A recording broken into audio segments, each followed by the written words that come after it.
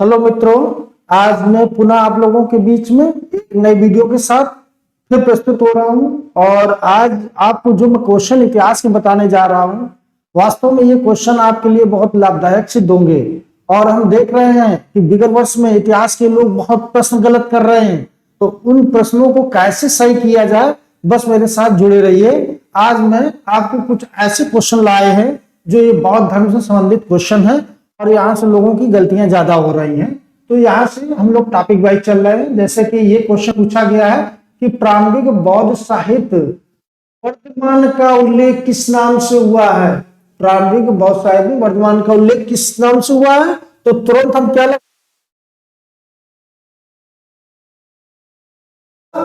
युक्त में, ठीक है। तो ये मित्रों से था, तो ये पूछा जाएगा कि इनका संबंध किससे, कौन राजा से था। तो उदयन है, प्रसेनजीत है, चंद्रप्रबोध है और बिंबिसार। तो याद रखना कि तुरंत से वर्धमान महावीर स्वामी का संबंध से था। इसके बाद अगला क्वेश्चन है कि वर्तमान बौद्ध धर्म में बौद्ध साहित्य की संगनी को किस नाम से जाना जाता है। तो मदंगी दिया है, मोगनी दिया है, तारा दिया, दामनी दिया है। तो यहाँ पर क्वेश्चन हो जाएगा तारा। कौन सा क्वेश्चन हो जाएगा? तारा हो जाएगा।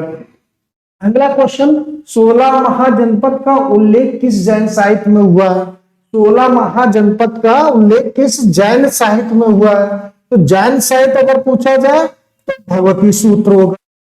इसी जगह बौद्ध साहित्य पूछा जाता तो अगोत्तर हो जाता। ये भी क्वेश्चन कई बार पूछा जाता है, ये बौद्ध साहित्य हो जाएगा। अगर ये पूछा है बौद्ध साहित्य से तो इसको लगाएंगे बौद्ध साहित्य से, ठीक है। अगर बौद्ध साहित्य पूछा है तो इसको लगाएंगे। फिर अगला क्वेश्चन, त्रिपिटक क्या था। त्रिपिटक क्या था? जैन अधिकारी या धर्म ग्रंथ या कर राजमहल के अधिकारी। तो इसमें क्वेश्चन क्या हो जाएगा? धर्म ग्रंथ हो जाएगा। क्या हो जाएगा? धर्म ग्रंथ से संबंधित का त्रिपिटक। तो इसके बाद भगवान बुद्ध ने अपना प्रथम उपदेश कहां दिया था, यानी कि महात्मा बुद्ध ने अपना प्रथम उपदेश कहां दिया था। तो याद रखना कि सारनाथ में दिया था इन्होंने, और सारनाथ में ऋषिपत्तनम के नाम से भी जाना जाता है। प्रथम उपदेश सारनाथ में दिया, और सर्वाधिक उपदेश अगर पूछा जाए महात्मा बुद्ध ने कहा दिए तो कौशल राज्य में दिए थे। कौशल में, तो कौशल की राजधानी कौन थी? श्रावस्ती थी। मित्रों एक चीज और जान लेना, सर्वाधिक उपदेश उन्होंने कौशल में दिए जिसकी राजधानी श्रावस्ती थी। अब वहां पर प्राचीन काल में सर्वाधिक साक्षरता वहीं होती थी, लेकिन आज वर्तमान में देखा सबसे कम साक्षरता वाला कौन है? तो श्रावस्ती है। आज वहां की स्थिति जरूर गड़बड़ हो गई है। फिर अगला क्वेश्चन कि भगवान बुद्ध ने अपना प्रथम उपदेश कहां दिया, तो तुरंत लगाएंगे हम लोग प्रथम उपदेश तो ऋषिपत्तनम में दिए थे। अब यही क्वेश्चन अगर आता कि सर्वाधिक कहां दिए, अगर ये शब्द आ जाता तो यहां पर लगाते हैं, क्या होता? तो सर्वाधिक की बात आएगी तो हमें ये लगाना होगा। अगर फिर क्वेश्चन अगला कि विनय पिटक का संकलन किसके द्वारा किया गया। एक है सुत पिटक, एक है विनय पिटक। तो सुत पिटक और विनय पिटक, एक है सुत पिटक। क्या है? सुत पिटक। और एक है विनय पिटक। पिटक और विनय पिटक। अगर सुत पिटक की बात आती है तो आनंद को लगाएंगे। किसको लगाएंगे? आनंद को लगाएंगे। किसको? आनंद को लगाएंगे।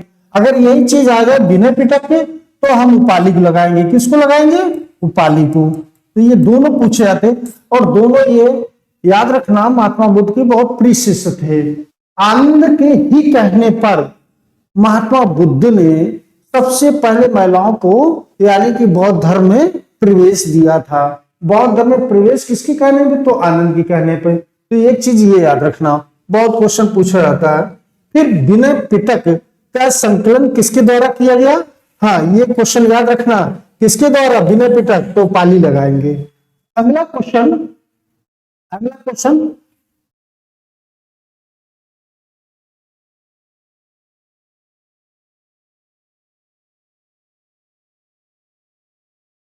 अगला क्वेश्चन, पिटक का संकलन किसके द्वारा किया गया? ये हो गया। तीर्थकार ने वस्त्र हमेशा के लिए त्याग दिया था? किस मतलब वस्त्र हमेशा के लिए त्याग दिया था, ऐसे कौन थे तीर्थकार? तो ऋषभ, पार्श्वनाथ, नेमिनाथ, महावीर स्वामी। हमेशा के लिए महावीर स्वामी ने वस्त्र त्याग दिए थे।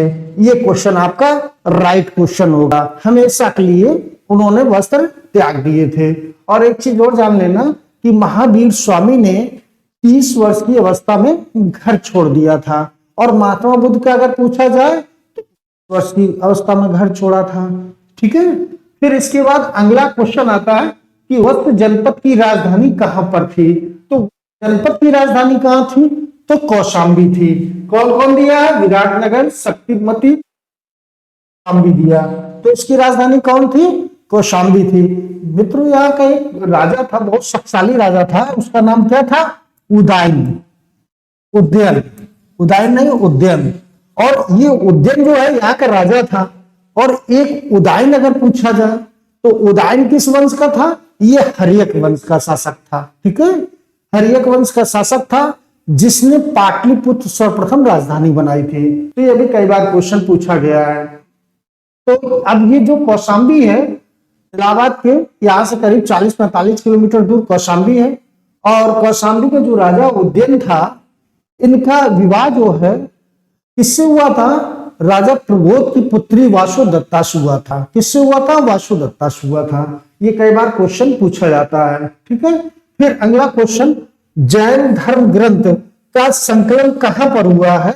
मथुरा दिया है, कुंडलवन दिया है, या सड़बेलगोला दिया है? तो मित्रों एक चीज याद रखना कि यहाँ पर वल्लभी जो है ये कहां में है, तो संकलन यहीं पर हुआ था। अब सड़बेलगोला में क्या हुआ था? कभी ये भी पूछा जाए सड़बेलगोला में क्या हुआ था? तो सड़बेलगोला जो जगह थी, यहाँ पर महावीर स्वामी, वो क्या नाम, चंद्रगुप्त मौर्य जो था, इसने संलेखना पद्धति के द्वारा अपने प्राण त्यागे थे। तो पूछा जा रहा है। मित्रों ये याद रखना।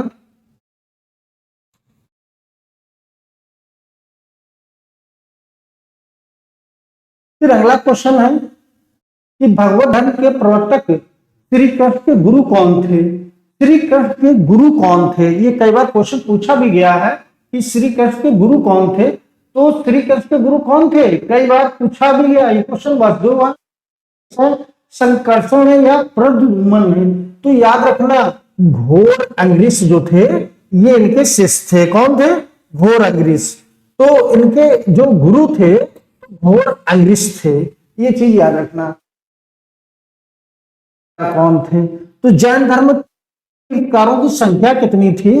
तो याद रखना 24 तीर्थकार थे। तो पहले तीर्थकार कौन थे? तो ऋषभदेव थे। ऋषभदेव को आदिनाथ के नाम से जाने जाते हैं। और एक क्वेश्चन फिर पूछा गया है कि 19वें तीर्थ मलिनाथ थे। 19वें मलिनाथ थे।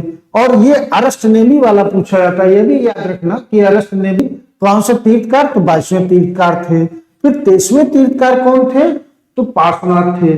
और अगर ये 24वें तीर्थकार की बात पूछी जाए तो महावीर स्वामी थे। और महावीर स्वामी जो थे यही जो है जैन धर्म के वास्तविक संस्थापक थे। महावीर स्वामी जो थे जैन धर्म के दिया है। जैन धर्म के प्रथम तीर्थकार कौन थे? तो हम लोग क्या लगाएंगे? पार्श्वनाथ, भद्रबाहु, महावीर और ऋषभदेव। तो क्या लगाएंगे? ऋषभदेव और महावीर स्वामी, भद्रबाहु, पारसनाथ। अब इसमें अगर पूछा जाए कौन थे तो हमें क्या लगाना चाहिए? ऋषभदेव। ऋषभदेव को हम किस नाम से जानते हैं? आदिनाथ। तो हमारा क्वेश्चन कौन हो जाएगा? यही मेरा राइट क्वेश्चन हो जाएगा, आदिनाथ। तो ऋषभदेव को हम आदिनाथ के नाम से जानते हैं। अब एक क्वेश्चन अगर आता कि वास्तविक संस्थापक कौन थे जैन धर्म के? तो ये वास्तविक संस्थापक थे। कौन थे ये? वास्तविक। ठीक है मित्र, वास्तविक संस्थापक थे। वास्तविक संस्थापक कौन थे? तो इनको लगा देना। ठीक है, तो वास्तविक संस्थापक हो गए। अगर यही क्वेश्चन आता है कि किस बौद्ध संगीत में हीनयान और महायान दो भागों में विभाजित हुआ? हीनयान और महायान दो भागों में विभाजित हुआ, तो प्रथम बौद्ध संगीत में हुआ या चतुर्थ संगीत में। तो हीनयान और महायान, मित्रों ये याद रखना कि ये चतुर्थ बौद्ध संगीत में विभाजन हुआ था, हीनयान और महायान। जो हीनयान थे और महायान, इनमें थोड़ा सा अंतर है। जैसे हीनयान जो थे, ये जो है करते थे, हीनयान ये महात्मा बुद्ध को थे, ये कहते थे ये थोड़ा पुरुष हो गए। लेकिन जो महायान थे के रूप में पूजा करने लगे थे और मठों का निर्माण हुआ। जब मठों का निर्माण हुआ तो लोगों ने करवाया था। उस समय एक शासक था, वो शासक जो कुषाण वंश का शासक था कनिष्क, उसी के समय ये बौद्ध संगीत चतुर्थ बौद्ध संगीत का आयोजन हुआ और उसी समय ये विभाजित हो गया था। ठीक है, तो ये क्वेश्चन को बिल्कुल याद रखना, कभी भूलना नहीं कि और महायान किस उसमें हुआ था, तो चतुर्थ बौद्ध संगीत में दो भागों में विभाजित हो जाता है। ठीक है, इस बौद्ध संगीत में उपवास की व्यवस्था हुई है ना। बौद्ध संगीत में किसमें उपवास की व्यवस्था, चतुर्थ बौद्ध संगीत, द्वितीय बौद्ध संगीत, इसको क्या लगाएंगे उपवास, तो चतुर्थ बौद्ध संगीत लगा देंगे। फिर अगला क्वेश्चन और ये अगला देखो, अगला क्वेश्चन, महात्मा बुद्ध किस स्थान पर सर्वाधिक उपदेश दिए। देखो ये कई बार क्वेश्चन पूछा गया कि महात्मा बुद्ध ने सर्वाधिक याद रखना मित्रों कि श्रावस्ती, यहां पर सर्वाधिक उपदेश दिए थे। कहां पर सर्वाधिक उपदेश दिए थे, सर्वाधिक उपदेश कहां दिए, तो हम श्रावस्ती लगाएंगे। क्या लगाएंगे, श्रावस्ती। महात्मा बुद्ध ने सर्वाधिक उपदेश श्रावस्ती में दिए और इसकी कहां की राजधानी थी, कौशल की। ये राजधानी कहां की थी, कौशल की। कौशल की राजधानी श्रावस्ती थी। आज यहाँ की स्थिति इतनी खराब हो गई है, अगर पूछा जाए सबसे कम साक्षरता वाला कौन सा जिला है, तो क्या लगाएंगे, श्रावस्ती लगाएंगे। और प्राचीन काल में यानी महात्मा बुद्ध के समय सर्वाधिक साक्षरता वाला कौन जनपद था, तो 16 महाजनपद में यही था, याद रखना, कौशल। और कौशल का राजा यानी कि वहां महाकौशल था, फिर प्रसेनजित हुआ और विगत हुआ था। ये यहाँ का मतलब शासक हुए यहाँ के। ठीक है, तो मित्रों आज हम लोग यहीं से समाप्त करते हैं और पुनः हम फिर अगली वीडियो में मिलते हैं। और मैं अच्छे प्रश्न ला रहे आप लोगों के बीच में है, जो विगत वर्ष में आपके यानी विगत वर्ष क्या अभी जो एग्जाम हाल में होने वाले हैं उनमें आपको बहुत लाभदायक सिद्ध होंगे। ठीक है मित्रों, मिलते हैं फिर।